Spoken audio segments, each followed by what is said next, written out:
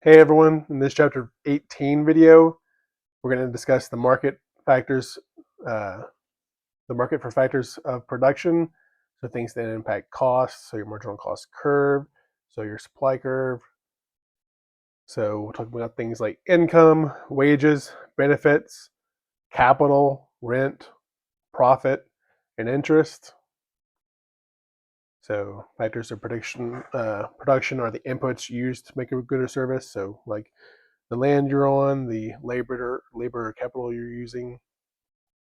You may have combinations of these you use to make your product or service. Your desire to have these lead to the market for demand for those. When your demand for workers increases, unemployment may decrease and then wages may increase as the demand goes upward for them. But as wages go up, your demand for them will decrease. So that price of labor, that wage, is up here on the y-axis. The quantity demanded for the quantity is on the x-axis. So your downward sloping demand curve. Remember, your wage is your price of labor.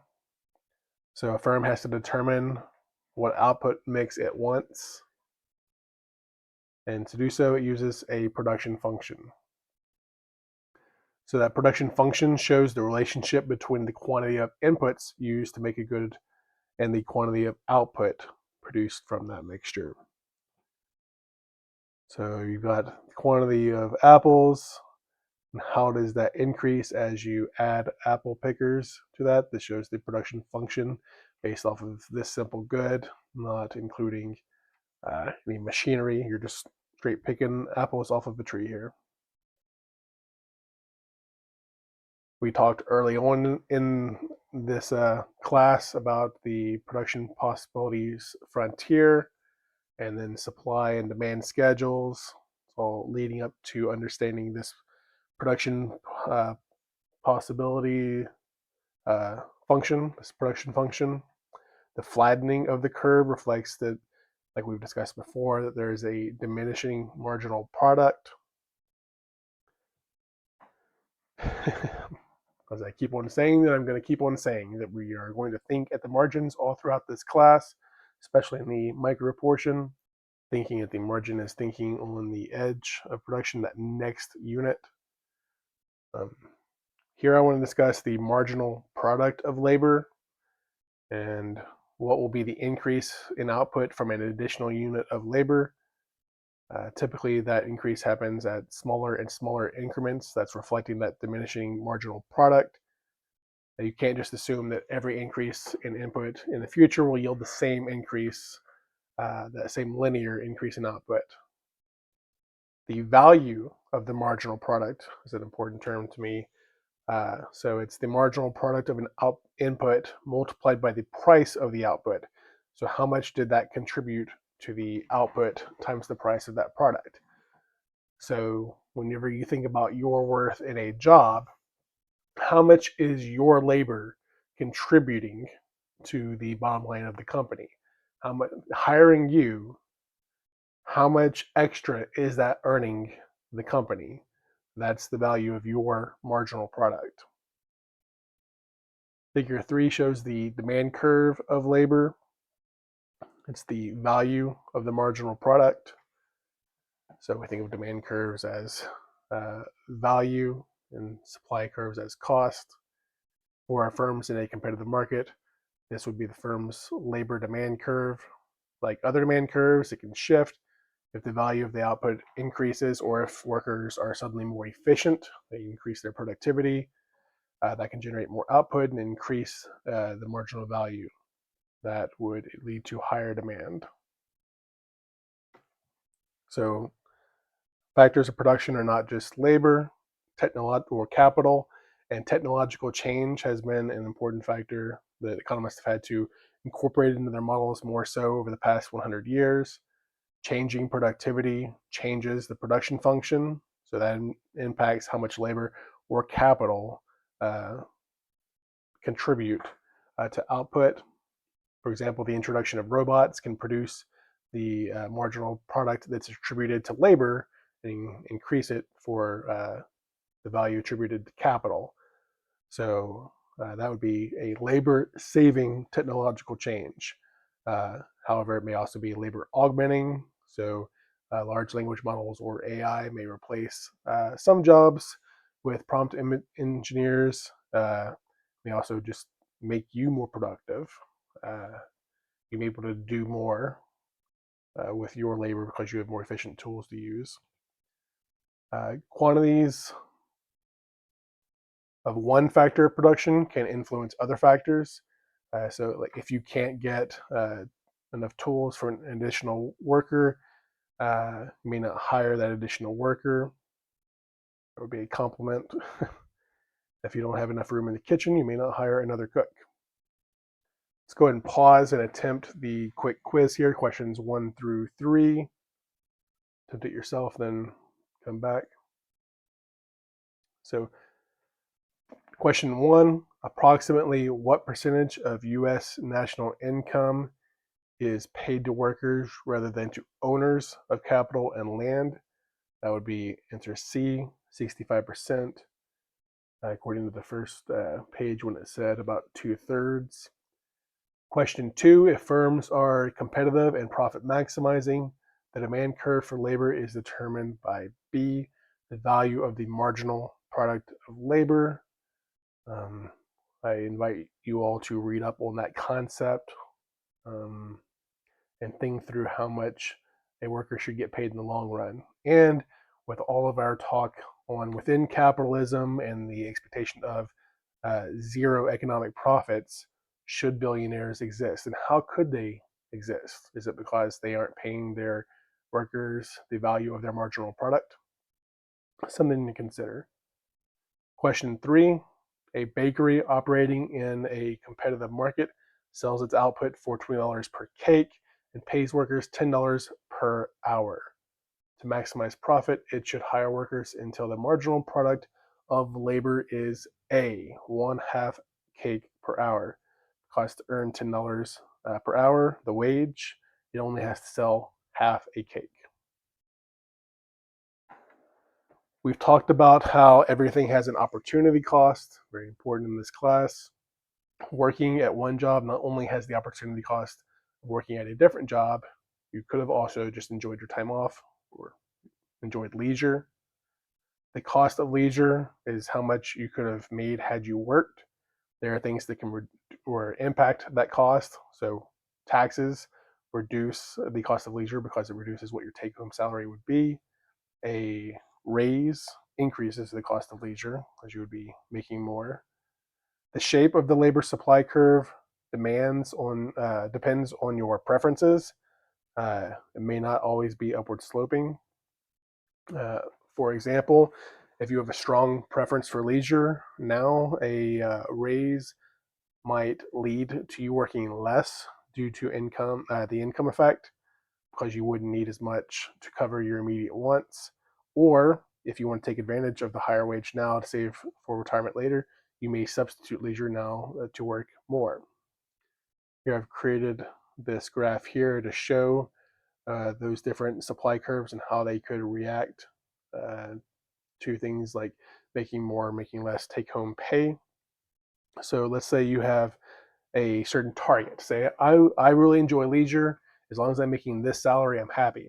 And if I can enjoy more leisure, then that's going to make me happy. So that would be represented here, that once you reach this wage of a little over $25 per hour, you actually start supplying less labor because you can work less and still maintain that same level. Whereas for some, the more you make, the more you're going to work, because you want to go ahead and take advantage of that. Maybe you want to save for retirement and you can retire early. This is a supply of labor in the present, not looking at in the future. So here I go through here, talking about the different supply curves. That blue is the baseline, what you'd expect, upward sloping supply, showing that as wages rise, people substitute away from leisure towards labor. rising wages make leisure feel more expensive. So that's why we go that way. It's the thing about the income versus substitution effect. That red line there is what I just talked about, where there comes a time for some where they feel like they are earning enough, so they enjoy more leisure, bends back on itself. That's due to the income effect.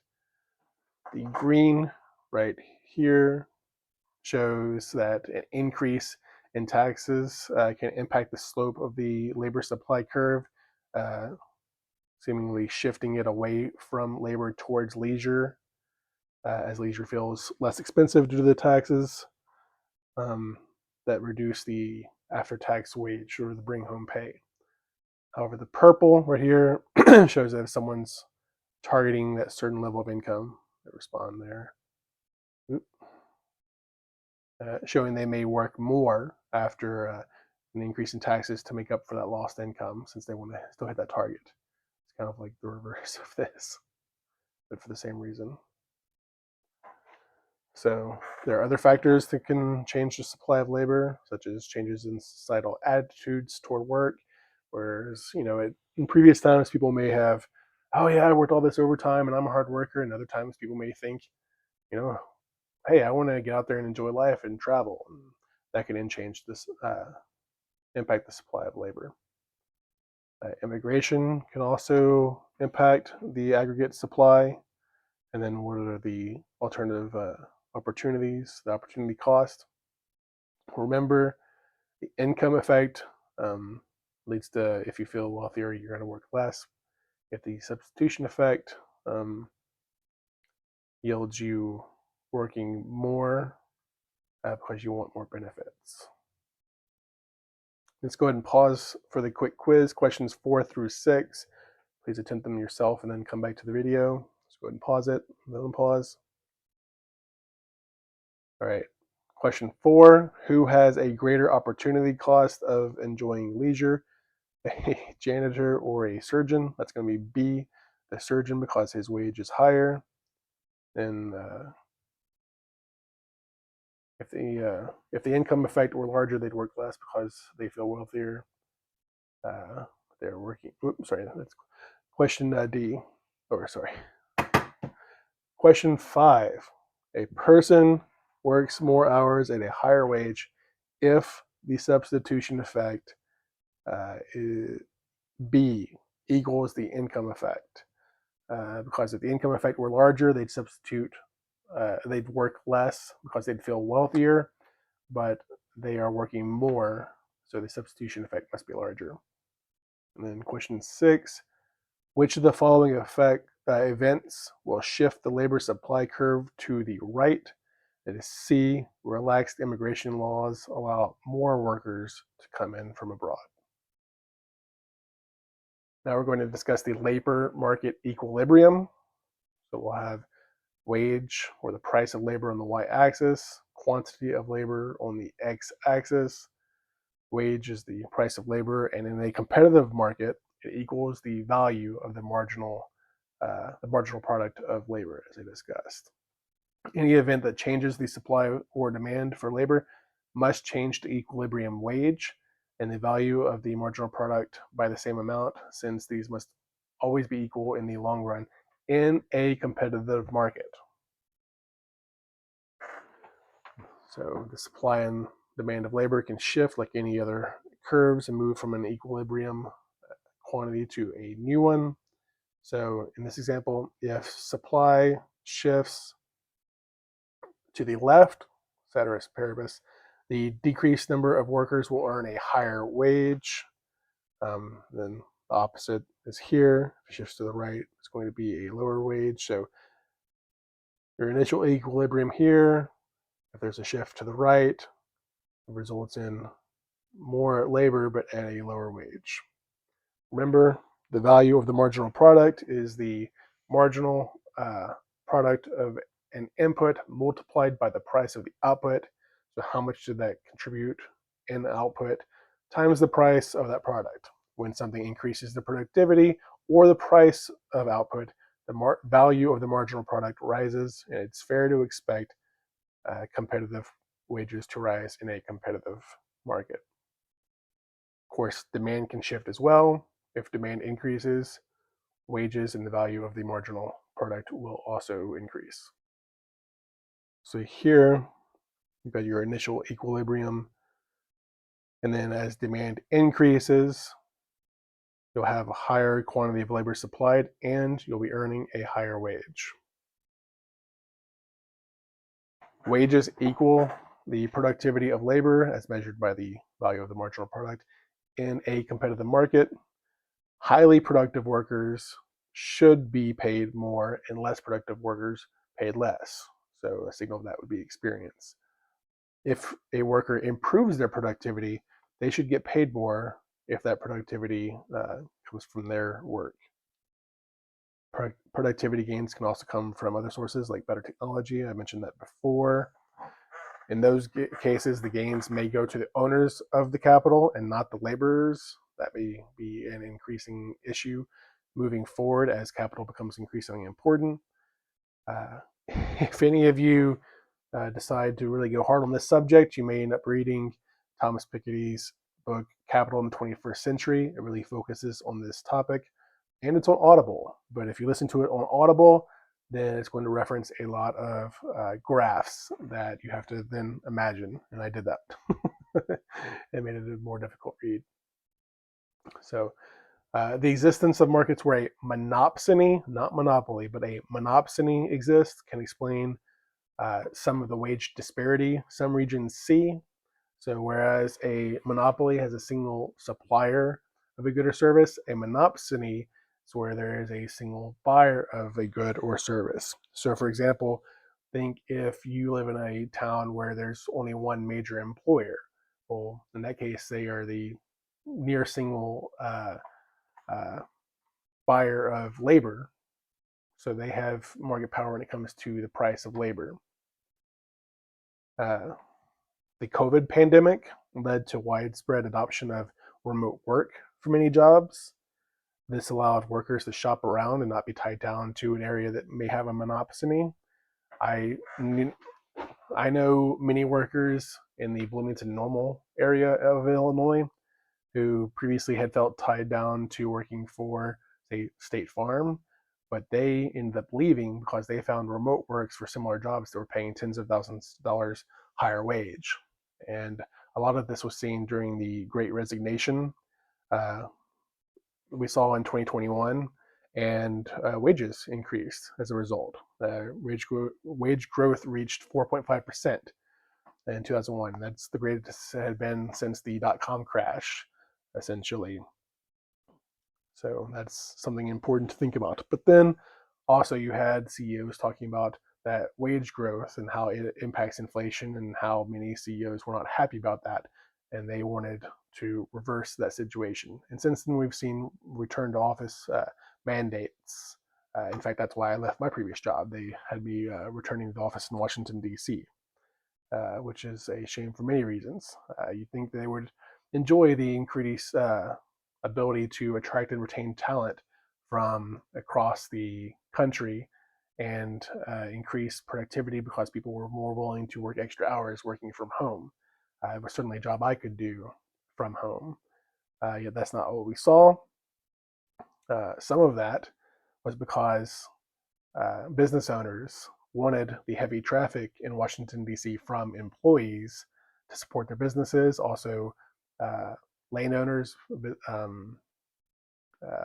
housing owners did not want people leaving the city for cheaper cost of living areas, so they lobbied for the return to office mandates. So who were the losers in that situation? Everyone except for the business owners.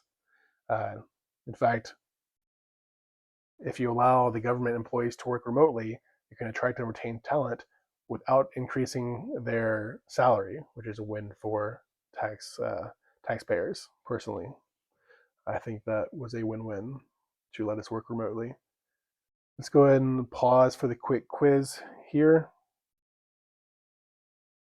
Question 7, a technological advance that increases the marginal product of labor shifts the labor B demand curve to the right because it increases the value. So it's going to be demanded more. And then Question 8. Around 1973, the U.S. economy experienced a significant slowdown in productivity growth, coupled with a slowdown in the growth of real wages. And then let's move in the same direction. If you've never read about stagflation and its impact on the study of economics, I recommend you taking a look for that.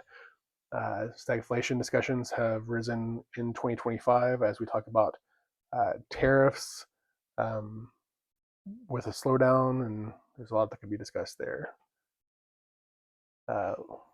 Moving forward, labor is not the only factor of production. Capital is the equipment and structures used to produce goods and services. So capital is owned, and earnings from its marginal value of the capital's contribution output should go to the owners of the capital to reimburse them for their usage. However, as that becomes more important, people talk about the impact on laborers. The discussion here is much the same as it was for the supply and demand we've already discussed. However, it's fair to say that the supply of land will be less elastic, since you can't just create land unless you're Dubai creating a new island.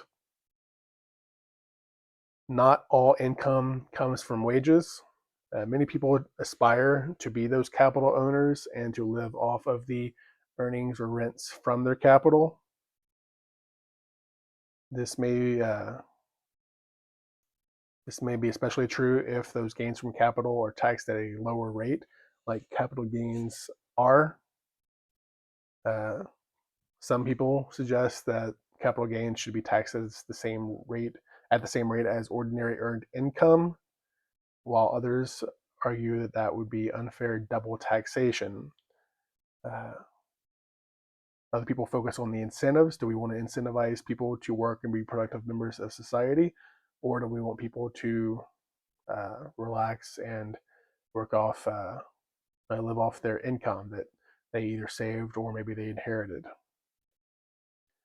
A change in the productivity of one factor of production can shift the demand for other factors of production.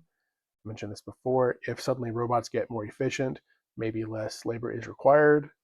If the demand for a tradesman goes up, the demand for his tools might as well, since that would be a complement.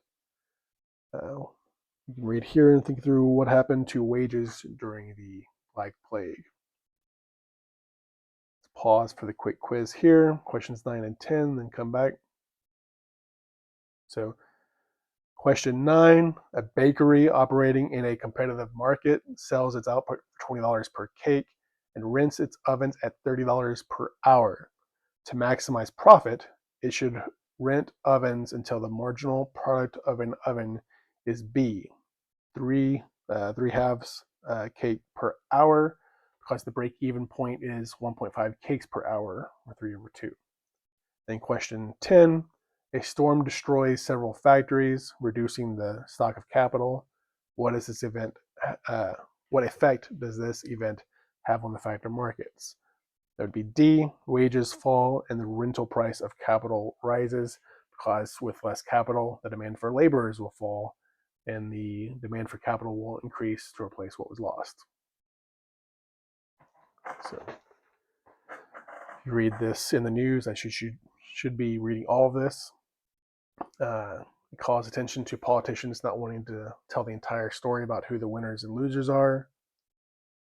Again, we're not trying to tell you who to support, just working through trying to understand the world around you and who's saying what and what you should consider. So, under the neoclassical theory of distribution, the amount paid to each factor of production depends on the supply and demand for that factor. The demand depends on that factor's marginal productivity. While this theory is widely accepted, you may consider if in practice things play out this way. Theories say that there should be zero economic profits, and that's under capitalism, that's under competitive markets.